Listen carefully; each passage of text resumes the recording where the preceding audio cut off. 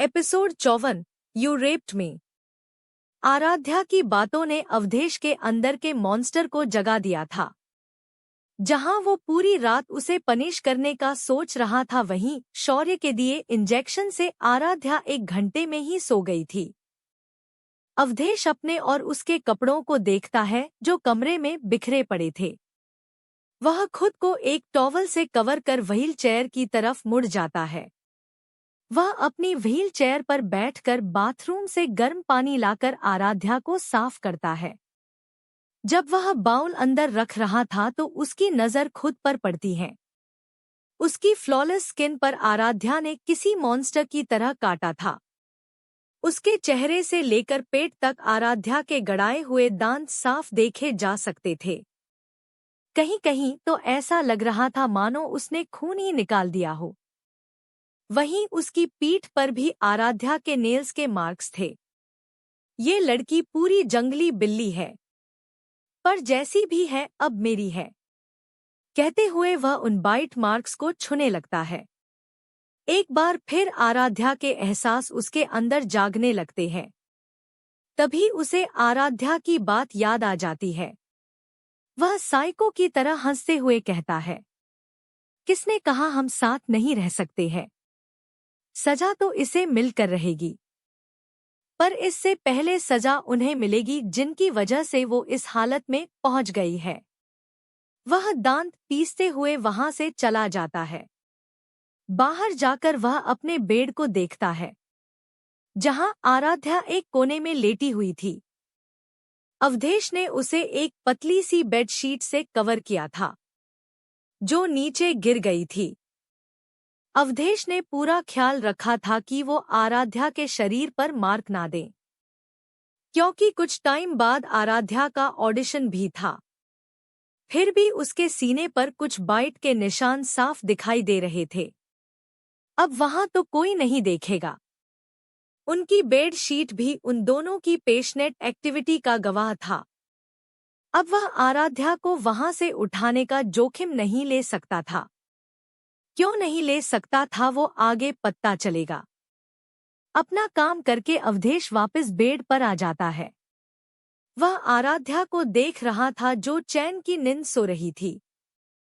उसके चेहरे पर थकान साफ साफ देखी जा सकती थी।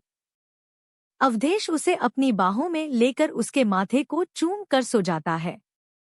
दोनों के बीच कपड़ों की दीवार खत्म हो गई थी। आराध्या अपना सिर उसके सीने पर रखकर कंफर्टेबल होकर सो जाती है। अब कल क्या तूफान आएगा ये तो हम आगे देखेंगे। वहीं दूसरी तरफ अनिकेत सौम्या को हॉस्पिटल लेकर जाता है। सौम्या के वार्ड के बाहर आकाश सिर झुकाकर बैठा हुआ था, जबकि अनिकेत बेचैनी से उधर उधर चल रहा था। सब मेरी गलती है भाई, मैं न सौम्या को बच्चा पाया न आदू को। मैं एक अच्छा भाई नहीं बन पाया भाई, कहते हुए आकाश की आंखों से आंसू बाहर झलक जाते हैं। वहीं आकाश की घुटन भरी आवाज सुनकर अनिकेत के कदम रुक जाते हैं। वह उसके पास जाकर कहता है, तुम्हारी कोई गलती नहीं है और तुम दुनिया के बेस्ट भाई हो। समझे, आज के बाद कुछ भी ऐसा मत कहना, कहते हुए वह आकाश के आंसू साफ करता है। वहीं आकाश उसकी कमर को हग करके रोने लग जाता है। भाई, मैं सच में बहुत डर गया था। मुझे समझ नहीं आ रहा था मैं क्या करूं। कुछ नहीं हुआ है, मैं हूं ना, कहते हुए अनिकेत उसके बालों पर हाथ फेरने लगता है। वह कुछ देर आकाश को यूं ही सहारा दिए हुए था। जब डॉक्टर रूम से बाहर आते हैं, डॉक्टर ने सौम्या के सिर के घाव को डिसइंफेक्ट करके अच्छे से पट्टी बांधी हुई थी। डॉक्टर उन दोनों से कहते हैं, मिस्टर राजवंश, पेशेंट के सिर पर गहरी चोट लगने के कारण वह बेहोश हो गई थी। अभी उनकी हालत ठीक है। डॉक्टर की बात सुनकर आकाश उनसे पूछता है, डॉक्टर तो वो अभी तक बेहोश क्यों है? जिस पर डॉक्टर उसे बताते हैं, हमने उन्हें पेन किलर और नींद का इंजेक्शन दिया है, इसलिए वो सोई हुए है। सुबह तक इन्हें होश आ जाएगा। आप चाहे तो इन्हें अभी घर ले जा सकते हैं, या फिर हम कल सुबह उन्हें डिस्चार्ज कर देंगे। ठीक है डॉक्टर, हम सौम्य को घर लेकर जाएंगे। अनिकेत डॉक्टर को अपना डिसीजन बता देता है। जैसी आपकी मर्जी मिस्टर राजवंश। मैंने दवाइयां लिख दी है। टाइम टू टाइम उनकी बैंडेज बदल दीजिएगा और ध्यान रखिएगा कि ये घाव को दुखाए नहीं। अच्छा होगा कुछ दिन तक वो बाल वॉश ना करें। कहकर डॉक्टर वहां से चले जाते हैं। अनिकेत और आकाश उसे लेकर अनिकेत के पर्सनल विला आ जाते हैं। तुम जाओ आराम करो, मैं सौम्या के पास रुकता हूँ। मेरी चिंता मत करो, मैं हूँ यहाँ। अनिकेत के इंसिस्ट करने से आकाश वहां से चला जाता है। वहीं अनिकेत एक नज़र बिस्तर पर सोई सौम्या को देखता है। वह कपबोर्ड से उसका नाइट सूट निकालकर उसके कपड़े चेंज करने लगता है। इस समय उसके चेहरे पर कोई एक्सप्रेशन नजर नहीं आ रहे थे। वह इमोशनल लेस होकर सब काम कर रहा था। सौम्या को चेंज करवाकर वह खुद भी फ्रेश होकर सोफे पर लेट जाता है। प्रताप मेंशन में आहान और शौर्य हॉल में बैठे हुए विहान के साथ वीडियो कॉल पर जुड़े हुए थे। आहान उन दोनों को आराध्या और अवधेश के बारे में बता रहा था। उसकी बात सुनकर विहान एक्साइटेड होकर कहता है, इसका मतलब आज हमारे मॉन्स्टर भाई का 28 साल का ब्रह्मचर्य टूटने वाला है। वहीं आहान कंफ्यूज होकर कहता है, क्यों उनकी शादी को तो इतना टाइम हो गया है, तो पहले नहीं टूटा था क्या? जिस पर विहान बेशर्मों की तरह कहता है, अरे मेरे मासूम भाइयों, मेरी प्यारी सिली पहले भाई के प्यार में पड़ना चाहती थी, इसलिए उनके बीच में कुछ नहीं हुआ है। ये बात तुम कैसे जानते हो? शौर्य और आहान उसे घूरते हुए कहते हैं। जिस पर विहान उन्हें एविल स्माइल देते हुए कहता है, वो तो बस एक दिन मैंने गलती से सुन लिया था। स्टडी रूम में भाई और सिली बात कर रहे थे। ओ तेरी, इसका मतलब भाई आज रात तक वर्जिन है। शौर्य शॉक्ड होकर कहता है, अब मुझे लगता है मैं जल्दी ही चाचू बन जाऊंगा। आहान खुश होकर कहता है। जिस पर शौर्य उसके सिर पर टपली मारते हुए कहता है, पागल है क्या? वो लोग इतनी जल्दी बच्चा क्यों प्लान करेंगे? वो अभी 18 साल की है। वो तीनों बेशर्मों की तरह अवधेश की लाइफ को डिस्कस करने में लगे हुए थे। सुबह का समय। आराध्या अवधेश की बाहों में सोई हुई थी। रोज जल्दी उठने वाला अवधेश अभी भी सोया हुआ ही था। वहीं आराध्या अपने सिर को दबाते हुए उसके ऊपर से उठकर बिस्तर पर बैठ जाती है। ओ गॉड, ये सिर दर्द क्यों हो रहा है? और ये मेरी कमर क्यों टूट रही है? मैं कहीं गिर गई थी क्या? तभी उसे याद आता है कि उसने कल रात पार्टी में ड्रिंक की थी। हल्की हल्की बातें उसको याद आ रही थी। कैसे वह कॉरिडोर में बैठी हुई थी, पर उसके आगे क्या हुआ उसे कुछ याद नहीं आ रहा था। तभी उसकी नज़र खुद पर पड़ती है, जिसने कुछ भी नहीं पहना था। वह शॉक्ड होकर अपने बगल में लेटे हुए अवधेश को देखती है, जो बेडशीट को खुद में लपेटे हुए था। वह जल्दी से बिस्तर पड़ी। अवधेश की शर्ट को पहनकर उसे धक्का देकर उठाने लगती है। वहीं अवधेश जो सोने का नाटक कर रहा था, आराध्या को एक बार फिर खींचकर अपने ऊपर कर लेता है। अब नींद भरी अलसाई आवाज में कहता है, सोने दो किड्डो, तुमने मुझे रात को भी नहीं सोने दिया था। अवधेश की बात सुनकर आराध्या उसे मारते हुए कहती है, यू लस्टी मॉन्स्टर, तुम्हारी हिम्मत कैसे हुए मेरे साथ ये सब करने की? वहीं अवधेश उठते हुए अपनी आंखें मलते कहता है, क्यों सुबह सुबह तंग कर रही हो? और मैंने क्या किया तुम्हारे साथ? जिस पर आराध्या चिढ़ते हुए कहती है, यू आइसबर्ग, तुमने मेरे नशे में होने का फायदा उठाया है। तुम्हें शर्म नहीं आई एक लड़की का यूं फायदा उठाते हुए? आराध्या उसे एक और पंच देती। अवधेश उसके हाथ को पकड़ते हुए कहता है, ये बातें तो मैं भी तुम्हें कह सकता हूँ। तुम मुझे ठरकी कहती हो, पर तुम तो खुद एक नंबर की लस्टी, हॉर्नी, ठरकी और हवसी हो। अवधेश की बातें सुनकर आराध्या चिल्लाते हुए कहती है, मैंने क्या किया तुम्हारे साथ? तुमने किया है जो किया है। उसकी बात सुनकर अवधेश अपनी शक्ल पर 12 बजाते हुए कहता है, तुमने मुझे कहीं मुंह दिखाने लायक नहीं रखा है। तुमने मेरी इज्जत के साथ खेला है। मैं तो तुम्हें सिर्फ बच्ची समझता था, पर कल मुझे पता चला तुम तो वैसी दरिंदी हो। यू रेप्ड मी। वहीं अवधेश की बातें सुनकर अब आराध्या के चेहरे की हवाइयां उड़ गई थी। वह हकलाते हुए कहती है, आपका दिमाग तो ठिकाने पर है न? मैं कैसे आपका रेप कर सकती हूँ? अवधेश, जो इस शो को एंजॉय कर रहा था, अपनी वेस्ट को उतारते हुए कहता है, तुम्हें मुझ पर यकीन नहीं हो रहा है न? जिस पर आराध्या मुंह बनाते हुए कहती है, ऐसी बकवास बातों पर यकीन करेगा भी कौन? अवधेश उसे अपनी ओर फेरते हुए कहता है। आराध्या, जो उसे हाफ नेक देखकर लाल हो रही थी, जब उसके सीने पर बने बाइट मार्क्स को देखती है तो हैरान रह जाती है। वह अपनी आंखें बड़ी बड़ी करके अवधेश के चेहरे को देखने लगती है, जहां टीथ मार्क्स के साथ साथ रेडनेस थी। जैसे जैसे उसकी नजरें अवधेश के चेहरे से गर्दन, कंधे, सीने और पेट पर जाती है, उसका चेहरा एम्ब्रेसमेंट की वजह से जलने लगता है। ये सब आराध्या उसकी तरफ इशारा करती हुए कहती है, तुम्हारी ही दरिंदगी के निशान है। कैसे तुमने मुझ जैसे लाचार आदमी को बिस्तर पर फोर्स किया? मैं तो तुम्हें चुपचाप सुलाना चाहता कि शराब के नशे में तुम कोई उल्टी सीधी हरकत ना करो, पर तुमने तो मेरी इज्जत ही लूट ली। तुमने मुझे कहीं मुंह दिखाने लायक नहीं रखा है।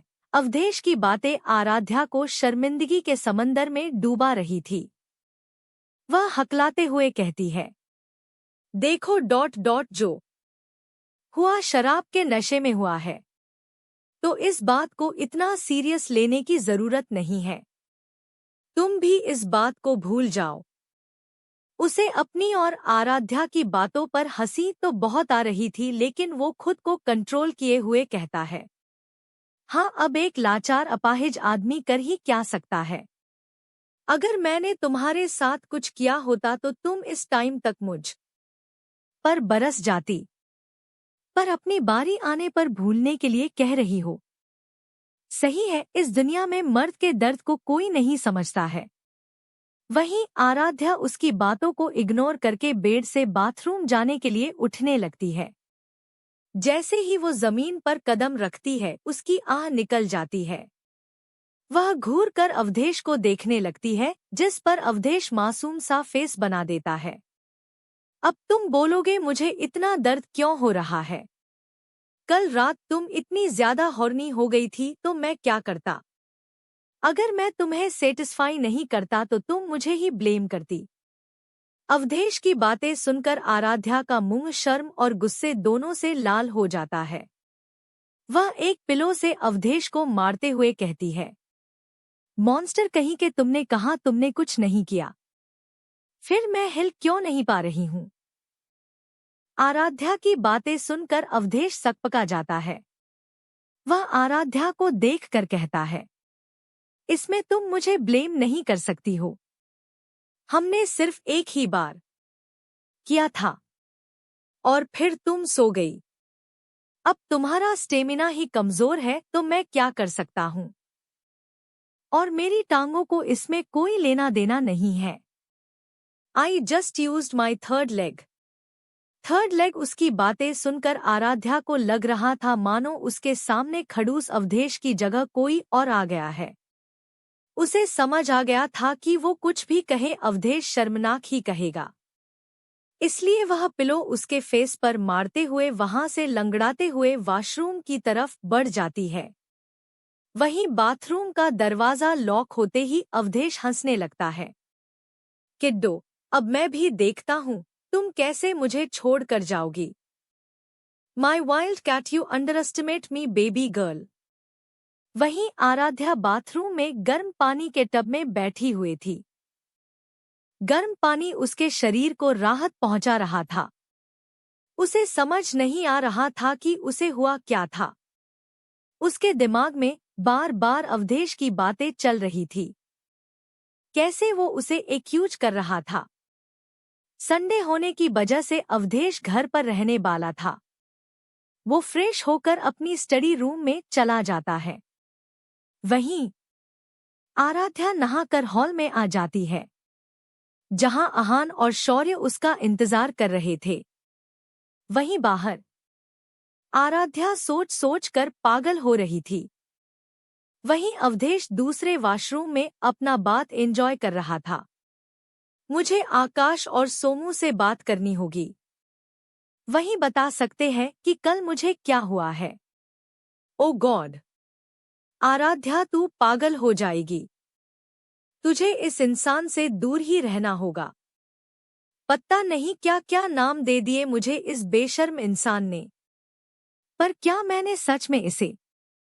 एपिसोड 55 आराध्या, शौर्य और आहान। संडे होने की वजह से अवधेश घर पर रहने वाला था। वो फ्रेश होकर अपनी स्टडी रूम में चला जाता है। वहीं आराध्या नहाकर हॉल में आ जाती है, जहां आहान और शौर्य उसका इंतजार कर रहे थे।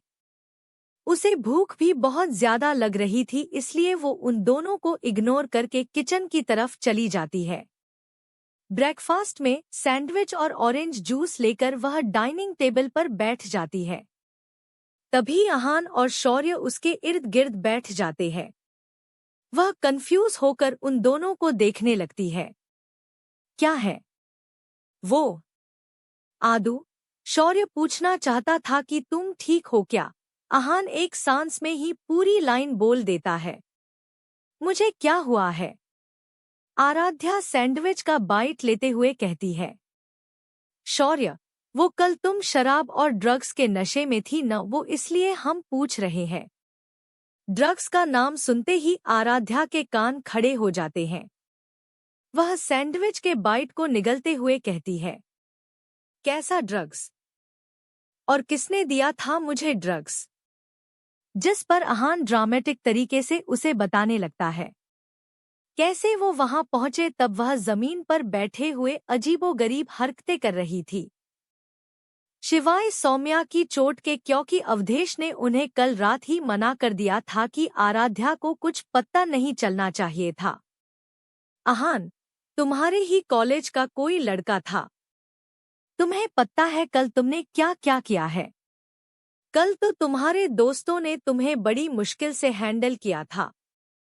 शौर्य, वैसे तुमसे अगर हैंडल नहीं होती तो तुमने पी क्यों थी? जिस पर आराध्या मुंह बनाते हुए कहती है।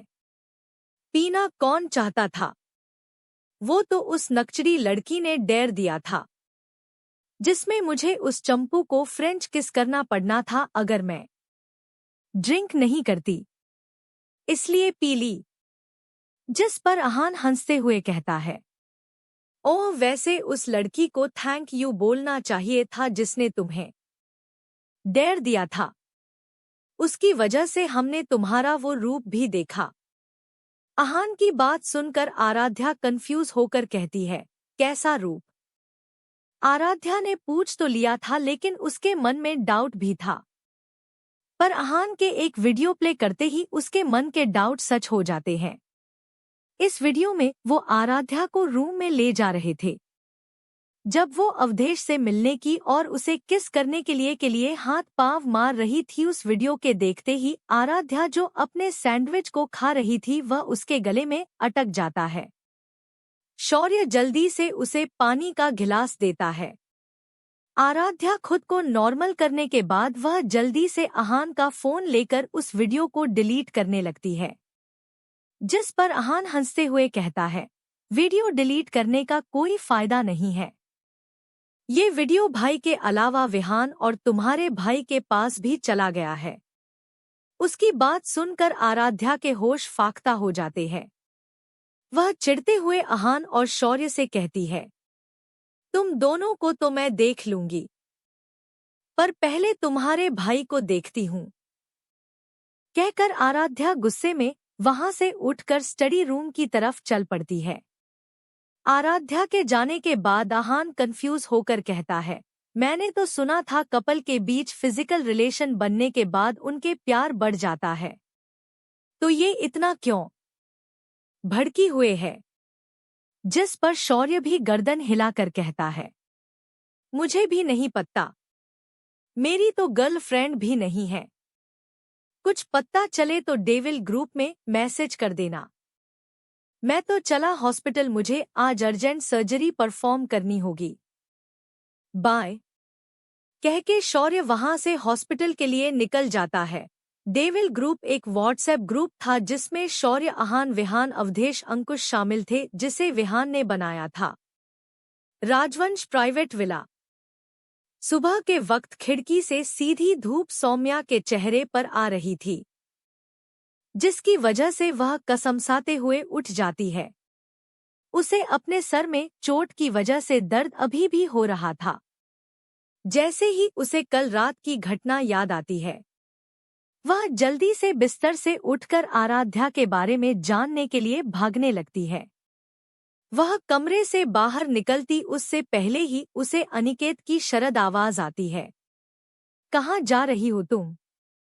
वो मैं आदू डॉट, वह रुकते हुए कहती है, जिस पर अनिकेत उसे टोकते हुए बोलता है, आदू ठीक है, चोट तुम्हें लगी है, इसलिए जाओ, जाकर चुपचाप बेड पर बैठो। अनिकेत की बात सुनकर भी सौम्या वहां खड़ी ही थी, जिस पर अनिकेत उसे उठाते हुए बेड पर बिठा देता है। रेस्ट करो, मैंने मैड को खाना लाने के लिए कह दिया है, तुम आराम करो। सौम्या चुपचाप उसकी बात मान जाती है। थोड़ी देर बाद एक मेड उसका ब्रेकफास्ट लेकर आती है।